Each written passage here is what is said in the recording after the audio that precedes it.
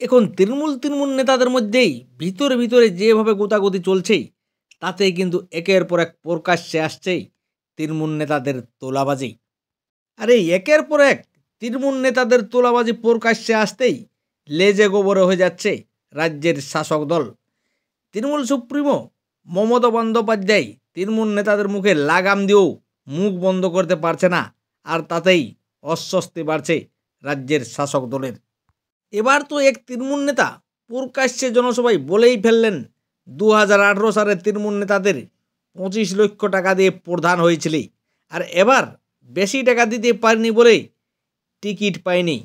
ভাঙড় 2-এর ভৌগালী 2 নম্বর গ্রাম পঞ্চায়েতের তৃণমূলের প্রাক্তন প্রধান মোদাসের হোসেন তৃণমূল নেতা আরাবুল ইসলামের বিরুদ্ধে মুখ খুলতে এবার বিস্ফোরক অভিযোগ করলেন। 2018 সালে পঞ্চায়েত ভোটে প্রধানের টিকিটের জন্য 25 লক্ষ টাকা দিতে হয়েছিল, এবং 2023 সালে পঞ্চায়েত ভোটে প্রধানের টিকিটে বেশি টাকা দিতে পারেনি বলে প্রধানের টিকিট পায়নি। আর এমনই বিস্ফোরক অভিযোগ করেছেন মোদ্দাসের হোসেন।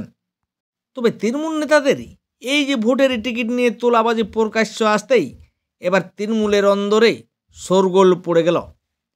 তৃণমূলের এই নেতা মোদ্দাসের হোসেন তিনি কিন্তু একসময় আরাবুলের ঘনিষ্ঠ ছিলেন, তবে বর্তমানে তিনি শওকত মোল্লার ঘনিষ্ঠ হিসাবেই পরিচিত।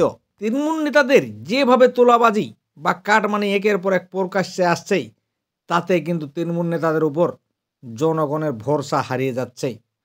সামনেই 2026-এ বিধানসভা ভোট, আর সেদিকেই তাকিয়ে এখন রাজ্যবাসী।